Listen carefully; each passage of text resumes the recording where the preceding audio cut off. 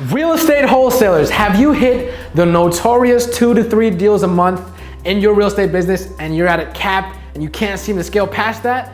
In the next 10 minutes, I'm gonna outline my exact strategy that's going to help you identify how to scale past that cap to 5, 10, even 15 and 20 deals a month in your real estate wholesaling business. If you don't know me, my name is Joe Dillon. I built a multi-million-dollar real estate wholesaling firm. We scaled to multiple markets, and since then, I've helped almost 100 wholesaling businesses double, triple, and even quadruple their businesses in the past year. Guys, so tune in because in the next 10 minutes, I'm gonna give you the whole strategy. So let's get right to it. Guys, wholesaling is not a real estate business. Let me repeat that. Wholesaling is not a real estate business. It is a marketing and sales business, okay? It's just like growing any other business. You're seeking operational efficiency. All right, so let me basically break down what a wholesaling business looks like, okay? You have 3 departments, okay? First, you have your marketing department. The whole purpose for marketing, guys, is to generate leads. You need to do target marketing so that you can generate leads, okay?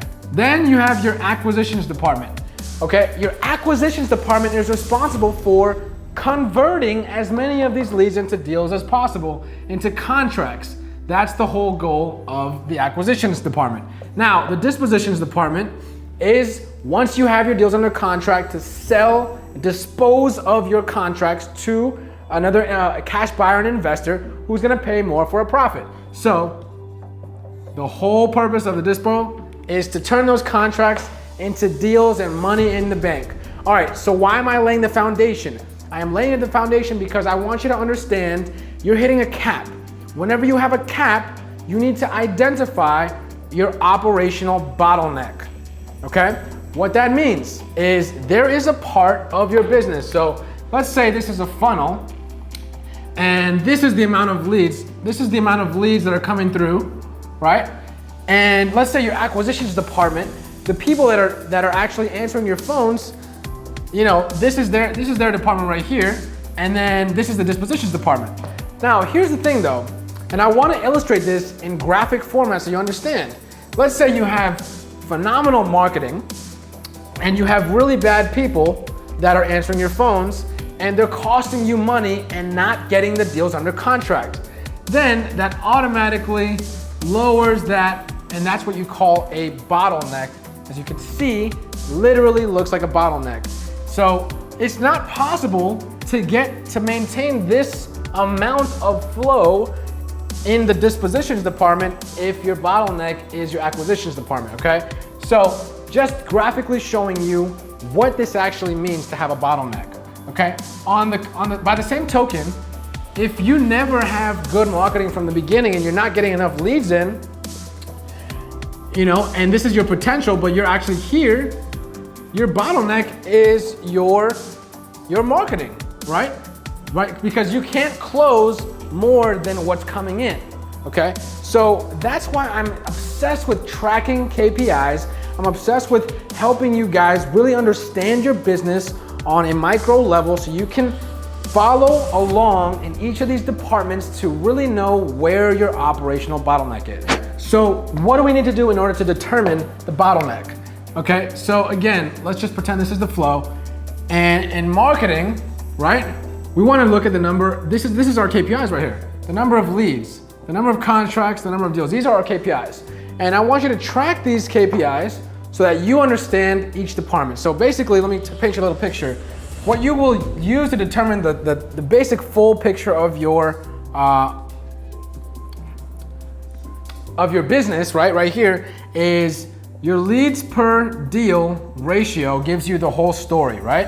That tells you, okay, out of all of the leads that I'm getting in my system, how many does it take in order for me to close a deal, okay? So if you're in a healthy range, and a healthy range is anywhere from 30 on the low end in a less competitive market, sometimes it can even get to 25 if you're in a tertiary market, up to 45 to 50, even sometimes in a highly competitive market, and hopefully those are bigger deals, right?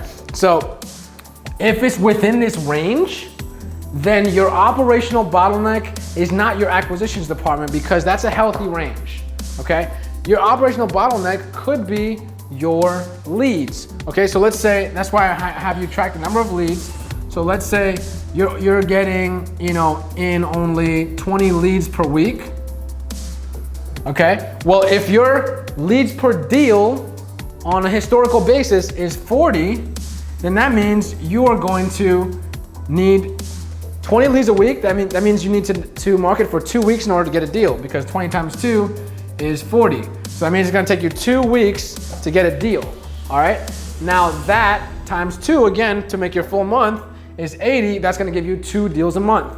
Right there, boom. There's your cap, okay? So off the bat, the first thing you need to determine is what's your leads per deal, and then how many leads are you getting per week, okay? This might seem obvious, but most people don't even have this basic thing dialed into this level. So after you determine what this number is for your company, for your business, with your team, then what you're gonna do, let's say you determine that your leads per deal is 40 and you're only doing 20 leads a week. Then that means that you need to ramp up marketing, right? In order to scale past 20 leads a week. So you can start to, let's say you double your marketing. Now you're getting 40 leads per week, right? Let's say you're getting 40 leads per week.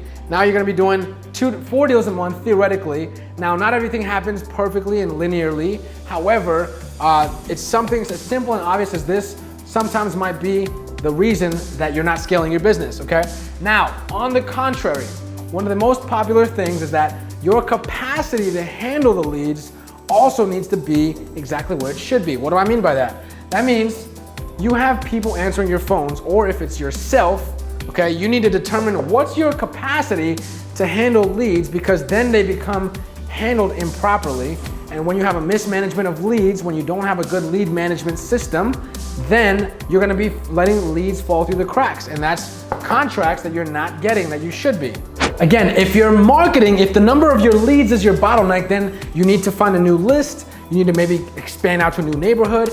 Maybe you need to try a different marketing channel, right? I help my clients with all this stuff. But you need more leads in your system. I'm pretty sure I'll tell you this much. If you're only getting 20 leads a week, you are not even nearly tapping into the potential of what you can be when you start to scale. So make sure that number one, that's not the bottleneck, because that's the beginning, that's the source, that's the driver of your business as your marketing, to get the number of leads in your system. Now, if it's higher than 30 to 45, let's say it's 60 to 70 plus, right? Of interested people that are actually calling in, that are interested in an offer. Now, if it's around that number, or if it's higher than this range, then that's an unhealthy range, okay? That's an unhealthy range, and you need to put a magnifying glass on your departments to figure out where the operational inefficiency is coming from, all right? So it could either be an inefficient acquisitions team, in which you need to train them more, you need better sales training, you need a training regimen. I give my students an entire training regimen on what to do when they hire a new acquisitions person. It could also be your capacity to handle these leads, like I was saying earlier. So what that means is, if you are, in my experience, right, one good acquisitions person full-time on the phones should be able to handle anywhere from 35 to 45 interested leads per week, while still following up with a full pipeline. And that's kind of like where their capacity is. If you're scaling past that, you're going to have leads that are not followed up with properly, leads that call in that you can't even call back because they're on the phone, right? There can be instances like this that happen. That's why tracking your KPIs are so important, because it's gonna tell you that whole story. It's gonna give you the picture. So if this is above this number, then you have an operational efficiency in your acquisitions or dispositions department somewhere, and you need to figure that out, okay? Guys, this is why I love business so much, because there are so many different factors. It's an endless problem-solving puzzle, and this is why you need help. And I understand that, and people understand that. That's why I'm big on mentorship. It actually works. Now, if you have an unhealthy leads per deal ratio, but your leads per contract is in a healthy range, then guys, that could mean that you have a dispositions bottleneck. Usually not the case, but sometimes it is. But guys, that's the worst bottleneck to have, because you've already spent the money in marketing to pay for the leads. you've already spent money on people to get the contracts and your time, and you're letting the ball drop now on dispositions, that's the worst. So make sure that you have a good cash buyers list, all right, so that you're maximizing on all the contracts that come in. So in conclusion, guys, in my experience, I've usually seen one of a few things. One, they're not being consistent with their marketing, okay? They're maybe not expanding out. They have a mental block with really investing into the right marketing streams, right? And in addition, one thing we didn't talk about today was having a sophisticated marketing structure to where you're doubling down on what's working and you're cutting back on what's not working. Secondly, it can be a productivity output capacity issue where you don't have enough people or manpower to handle all those leads, right? It could also be a dispositions. There's so many different issues that it could be, which is why I love business so much, because you can really start to pinpoint and target operational bottlenecks that can drastically help improve your business. And lastly, guys, if not, it's your acquisitions team or yourself, and you have a low converting acquisitions team, okay? So guys, if you'd like for me to personally talk you through this strategy, let's jump on a 100% free strategy call ASAP, ASAP, guys. Your business deserves this, and I want to help you guys scale to 7 figures just like we did and past that. And I want to help you guys double, triple, quadruple your businesses. This year is your year, and I want to help you experience that explosive growth just like all my clients have, guys. So Joe Dillon here signing off. Have a phenomenal, powerful, purposeful day. Let's crush it.